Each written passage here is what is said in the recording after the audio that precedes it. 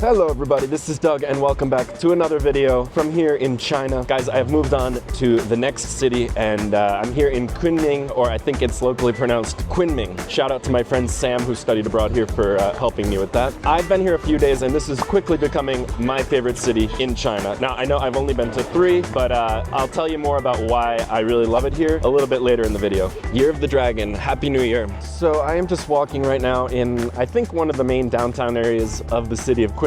It's crazy, this is like a 2nd or 3rd tier city in China by size, but it still has a population of like 8 million people. That's China for you. I mean, this isn't even one of the most major cities in this country, and yet it still feels enormous. But at the same time, it's a little more chill than like a Shanghai, of course, and it feels a little more manageable, a little more laid back. So I really like that. They've got all these nice decorations set up here downtown for Chinese New Year still, and lots of people out and about on this Friday afternoon. Is Kunming the most underrated tourist destination in China?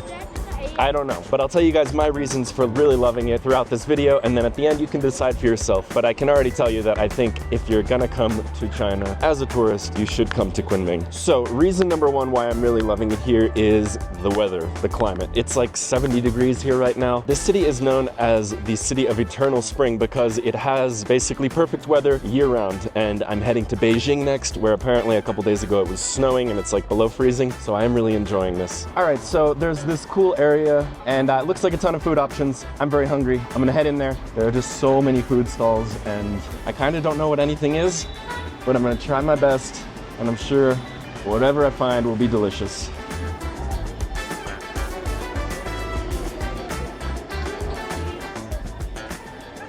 Ni hao. Can I have one of this, please? Ige? Yeah, that one. Thank you. 谢谢. The key to ordering here for me has been pointing or Google Translate or take a picture of something and show it. You know, you gotta make it work.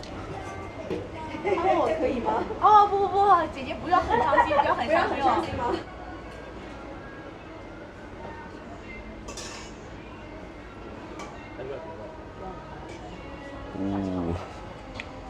That's me? Oh, okay. Ooh, 一点点. A little bit of chili. A little, yeah.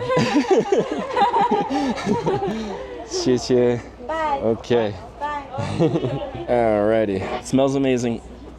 And I got a little bit of chili. 一点点. Okay, and for paying for absolutely everything in China, everything, even the smallest street stall will have a barcode here, or a QR code. You scan that from one of the payment apps, either Alipay or WeChat, and you can type in the amount, you send it, and usually it announces that you've paid like somewhere inside the booth, and then you're good to go. It's one of the coolest things about China is this like super consistent payment system. There's no question of whether or not people will accept a certain form of payment because everything is done through Alipay and WeChat. And again, even the smallest vendor selling fruit on the side of the road will have a code that you can scan to pay. Anyway, let's get into this.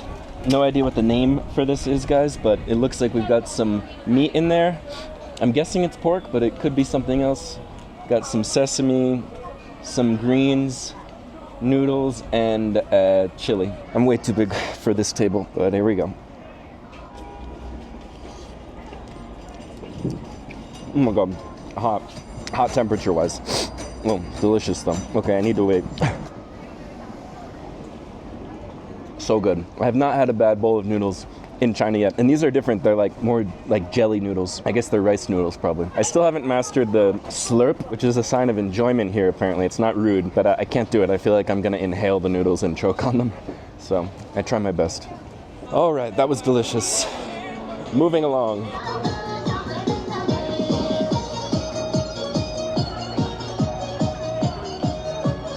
Okay, so the second reason why I'm really loving Kunming is the people. So Kunming and Yunnan Province, more broadly, are apparently some of the most diverse parts of China. There are so many different ethnic minorities represented here, and as a result, not only does it make the people and the culture so interesting and such a melting pot, but also the food is incredible. I mean, there is so much variety, and I've been eating as much as possible of it. And the other thing is the people here are just really friendly, they're really inquisitive. You know, it's a smaller city, like I said, so it's not as fast moving. The people are very laid back, and the people have been so nice and patient with the language barrier here, which I really appreciate. You know, in a bigger city or like a more touristic city, people can tend to be kind of impatient with that sort of thing and just want to, you know, get you taken care of and out of the way. But here I haven't found that to be the case. People are patient, they're willing to help me, they're inquisitive about what I'm doing here, and just friendly and nice. So reason number 2, the people. So this district is called the Kunming Old Street, but it's not just a street, it's a bunch of streets. It's like a whole neighborhood here, very close to the center of the city. And I believe it's all old preserved buildings, which is pretty amazing here in China because they're building, you know, so much modern architecture so quickly that a lot of this stuff ends up getting demolished, but they've preserved it here. I was here the other day, but I didn't explore it that thoroughly, but I know that there is a bird and flower market nearby, and they have a bunch of other animals, pets, for sale. All right, we found the flowers. Perfect for the city of eternal spring. Now we need to find the animals. Okay, and I found it. Here we go. So we've got a lot of birds, but also all different animals. Ni hao. The little hamsters running on the wheel. We got some hedgehogs, birds, and we got ducklings and chicks. See, even the pet people have their barcodes ready to go for payment. Let's see what else we got here. We got turtles of all different shapes and sizes, clams or something, a bunch of fish. This one is making a getaway. Where are you going? Right next to it are the like underwater, oh my gosh, he's in with the salamanders. Oh boy. Havoc. They don't like him. I think these are called axolotl. And then we've got kittens and puppies here.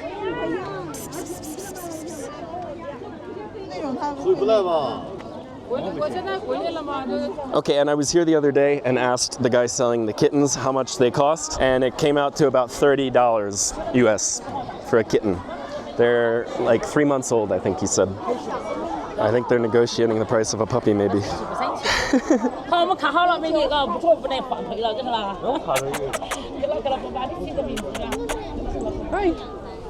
How much does one puppy cost? Ni hao. Ni hao. Let's see how much one puppy costs. Okay. For this guy? Okay. 500 yuan. Okay, so that is $69, 70 bucks for the little puppy. This one's fluffier, so maybe he's more. Oh, 300, cheaper. Okay. You're only 300. Cute. Oh, 谢谢. 40 bucks. 40 bucks for that little brown fluffy guy. Okay, I was here the other day, like I said, and there were not nearly this many puppies and cats available. I guess because it's almost the weekend, the market gets bigger. But there are so many animals here today. Hi, buddy. See, I personally would love to get one of these little guys, a little duckling. But I'm headed to Iraq straight from China, and something tells me Iraqi immigration would not love it. Bye-bye. I am headed to Iraq right after this for another group trip, and if you ever want to join one, check out the link down in the description below. It's amazing. Would love to see you there. Oh, they're so excited.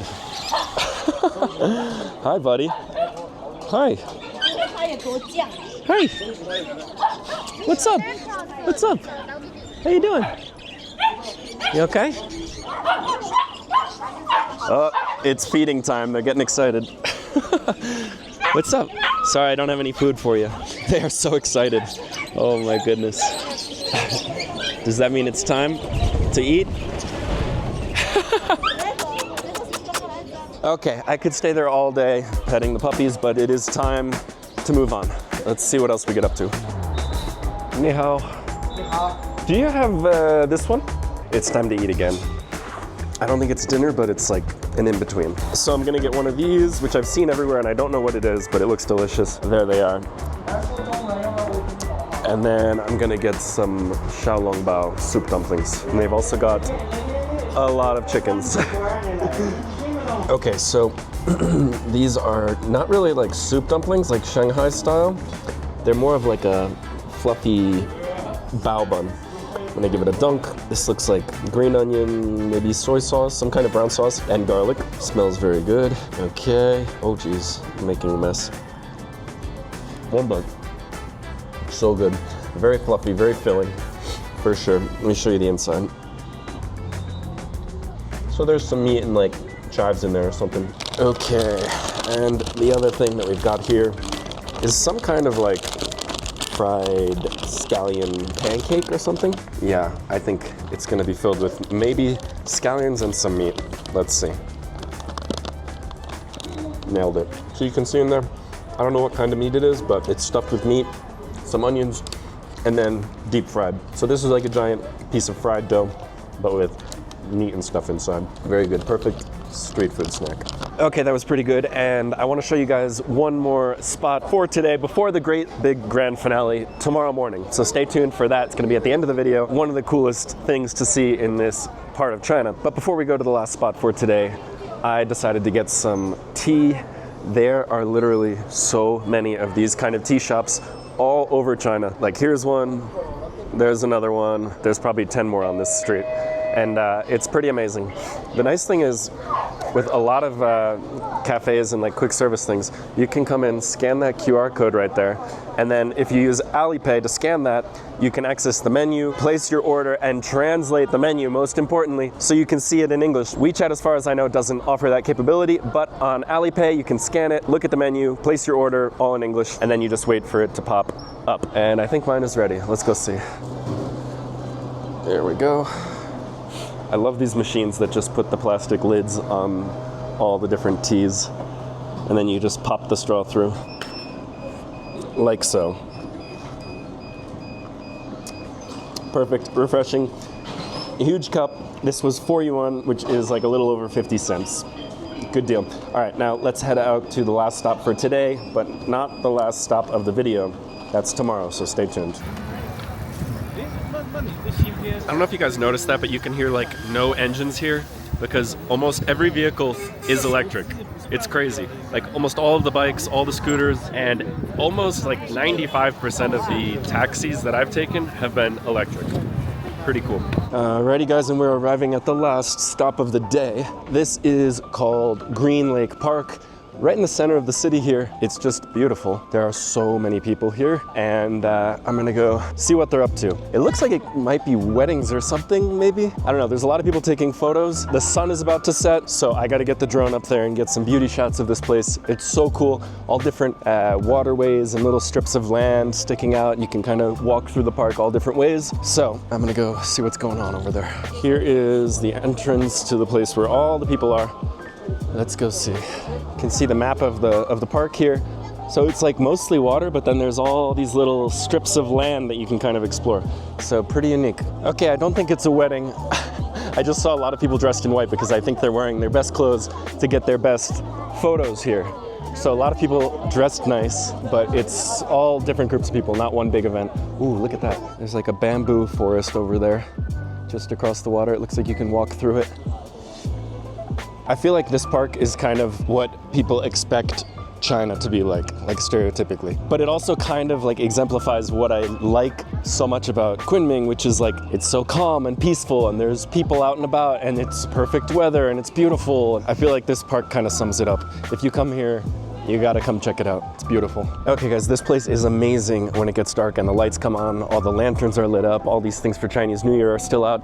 And I met a local guy near where I was flying my drone. He told me, stick around till it gets dark because they're gonna light up this giant dragon that's on the water and it's gonna look amazing. So I got a chance to see all the lights around and fly my drone and get a few shots of the dragon, which was incredible. So that's gonna do it for tonight, but don't go anywhere because tomorrow morning, which will be in just a couple seconds for you guys, we are headed off to one last stop outside the city, which I think is really going to be incredible. So stick around.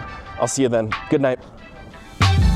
And good morning. Actually, it's good afternoon, but welcome to the next day here in Yunnan Province. So guys, I am outside of Kunming right now. I took about an hour-and-a-half long bus outside of the city to the place where I am now, which is called the Yunnan Stone Forest. It is a UNESCO World Heritage Site, and it is just absolutely stunning out here. They've got these incredible limestone rock formations all throughout this valley here. The site is absolutely enormous. So to get here, it was pretty easy. I just went to the east bus station in the city. I held up a translation saying I'd like to go to the Stone Forest, and they gave me the ticket, directed me to the bus. Got here, bought my ticket. I believe the ticket into the Stone Forest is 130 yuan, and then it's a 3-kilometer walk from the ticket office to the starting point actually here in the Stone Forest. So you have an option to pay 25 yuan to take an electric buggy to the starting point, which I did because I'm a little short on time. Like I said, UNESCO World Heritage Site. This place is absolutely beautiful. It's pretty crowded with Chinese tourists, actually, like domestic tourists, but I haven't seen any foreigners as far as I can tell, which again leads me to believe that Yunnan Province, kind of more broadly, is really an underrated tourist destination here within China. All right, check this out behind me. Look how deep and narrow it goes. I believe this is called the Deep and Narrow Gorge, so the name is very fitting.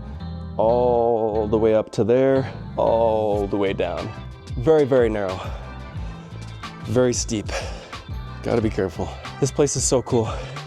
Feels like Avatar in real life with the floating rock mountains. I think this is the closest thing you can find to that, not on a fictional planet.